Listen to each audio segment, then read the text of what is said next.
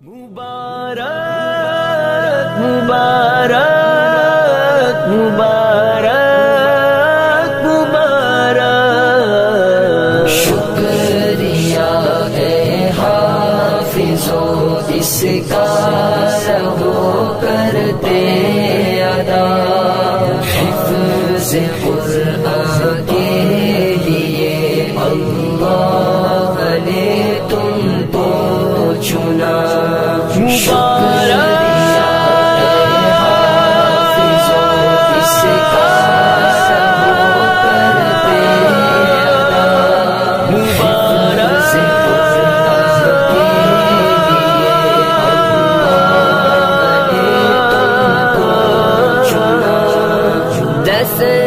عزیزوں کے سفارش کا تمہیں مجدہ ملا، اس سے بڑھ کر حفظ قرآن کا بھلا کیا ہو سلا۔ السلام علیکم ورحمۃ اللہ۔ بسم اللہ الرحمن الرحیم۔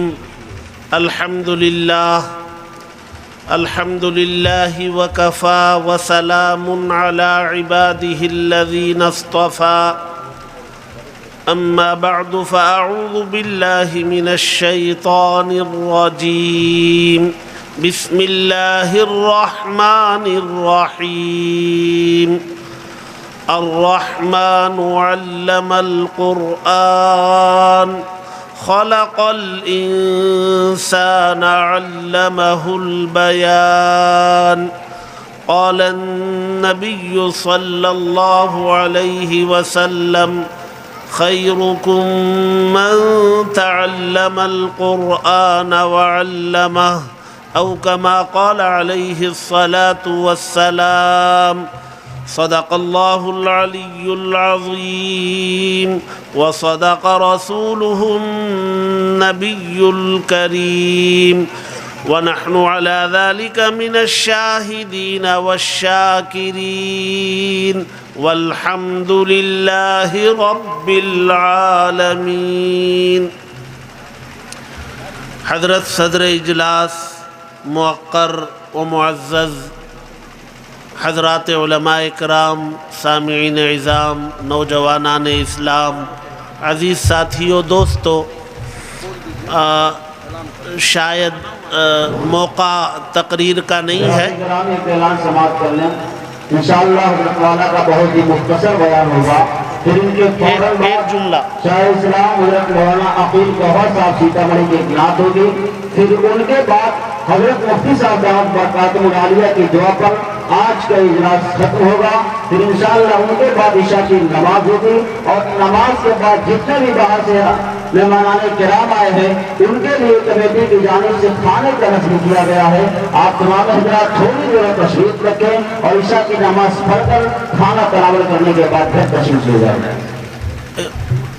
شاید تقریر کا موقع نہیں ہے، اللہ تبارک و تعالیٰ کی رحمت برسنے والی ہے، اور یہ نیک فالی ہے حضرت مولانا قاری محمد آفتاب عالم صاحب دامت برکاتہم کے لیے یہ نیک فالی ہے کہ ان کے مدرسے کے اس اجلاس میں جلسہ دستار بندی میں، اور اس علاقے میں چونکہ انہوں نے بالکل نیا ادارہ قائم کیا ہے، اس نئے ادارے کے قیام کے موقع پر اور اس اجلاس کے موقع پر جہاں ملک کے اکابرین آپ کے اسٹیج پر موجود ہیں، وہیں اللہ تبارک و تعالیٰ کی رحمت برسنے جا رہی ہے، یہ اس بات کی علامت ہے، ہو سکتی ہے کہ یہ پورا علاقہ علم دین کے فیض سے انشاءاللہ مستفید ہوگا، اور اللہ تبارک و تعالیٰ آپ کو ذریعہ بنا کر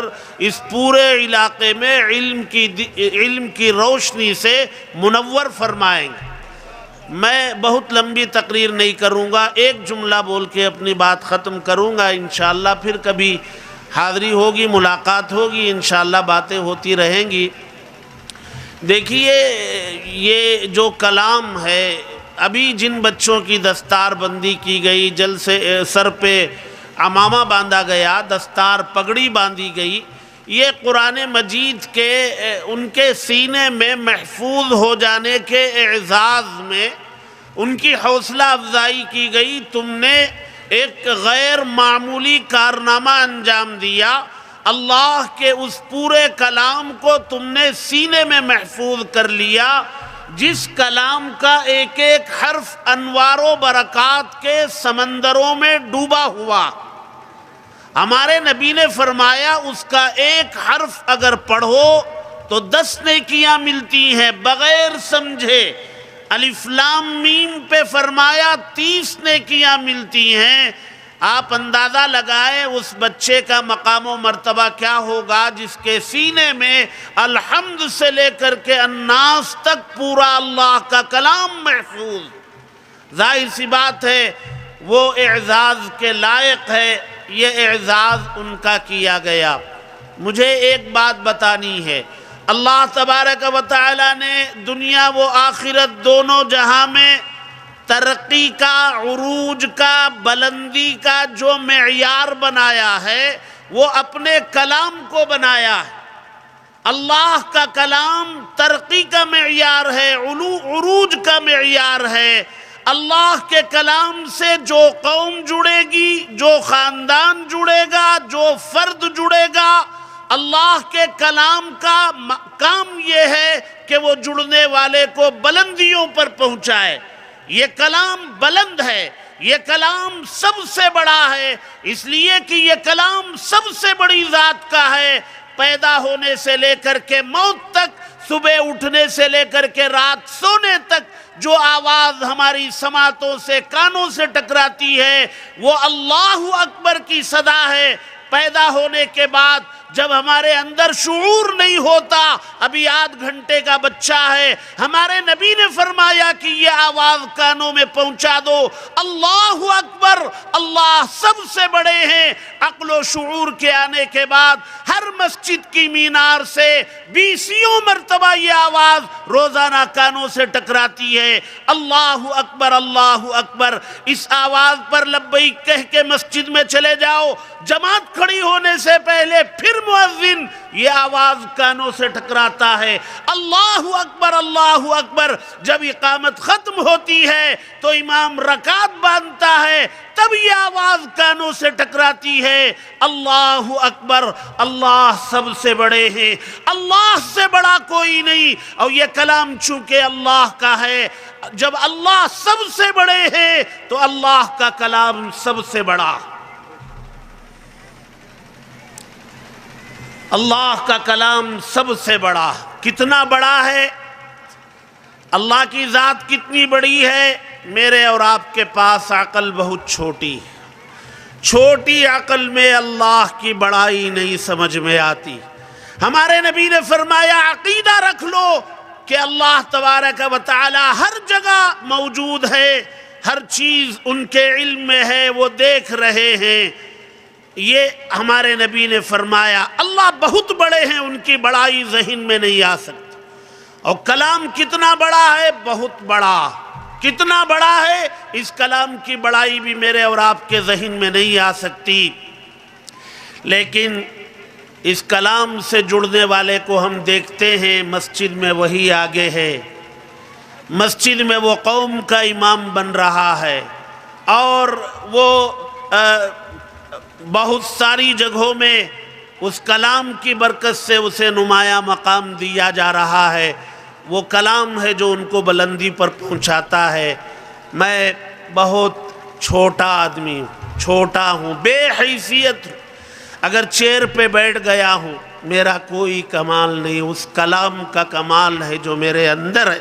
اس کلام نے مجھے یہاں بٹھا دیا ہے، ورنہ میری کوئی حیثیت نہیں. آپ چاہتے ہیں اس کرسی پر آنا، آپ کلام سے جڑ جائیں، آپ کچھ نہ کریں، آپ کلام سے جڑیں. کلام کا کام ہے کہ آپ کو بلندی پر پہنچائے. اللہ تبارک و تعالی نے اس امت کو 2 کام کرنے کا حکم دیا.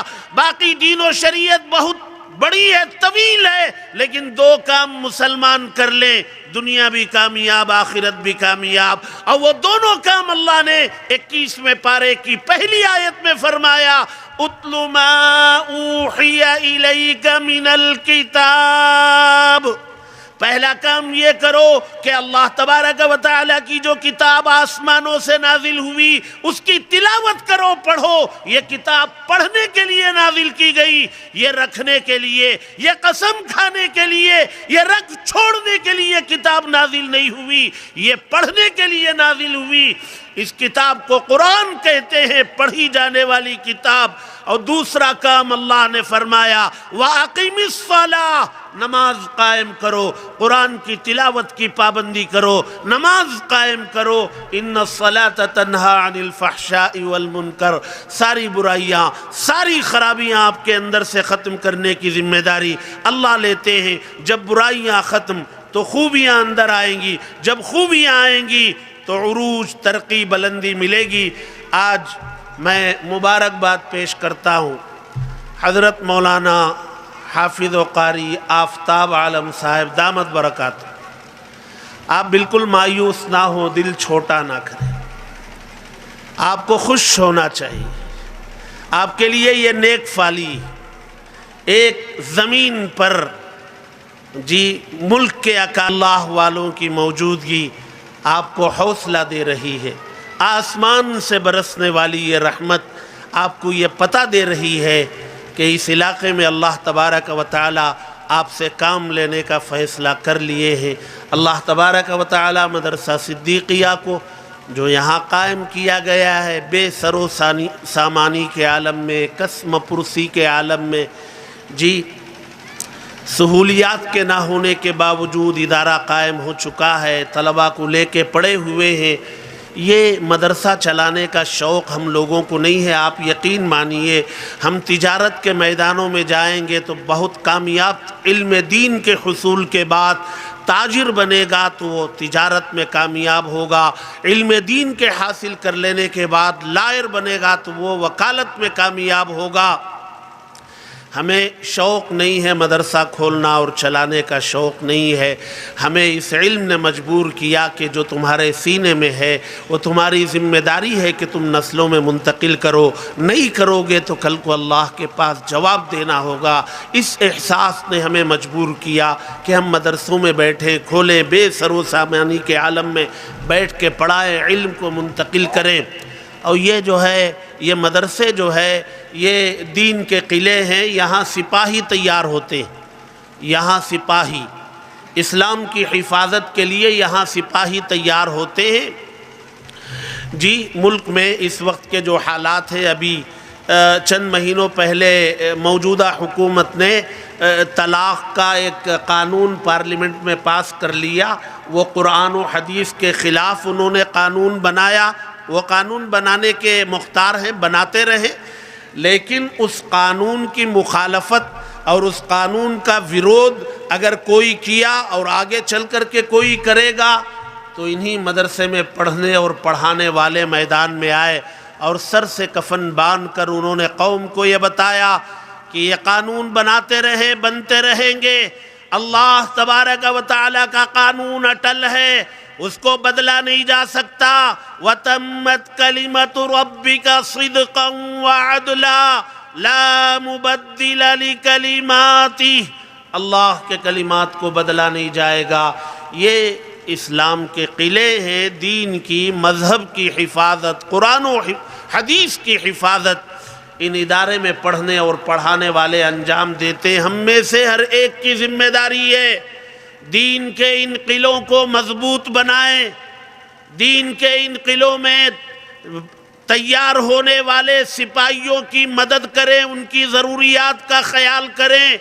یہ ہم میں سے ہر ایک کی ذمہ داری ہے۔ اس ملک میں بھی اسلام کو چلنا ہے، پوری دنیا میں چلنا ہے، یہاں بھی چلنا ہے۔ سبب کے درجے میں اللہ نے یہ مدارس، علماء، حفاظ تیار کر رہے ہیں، اگر ہمارا حصہ اس میں لگتا ہے تو ہم خوش نصیب ہیں۔ اللہ تبارک و تعالی ہم سب کو ان باتوں کو ذہن و دماغ میں بٹھانے اور اس پر عمل کرنے کی توفیق عطا فرمائے، کہنے سننے سے زیادہ عمل کی توفیق نصیب کرے۔ وآخر دعوانا ان الحمد للہ رب العالمین۔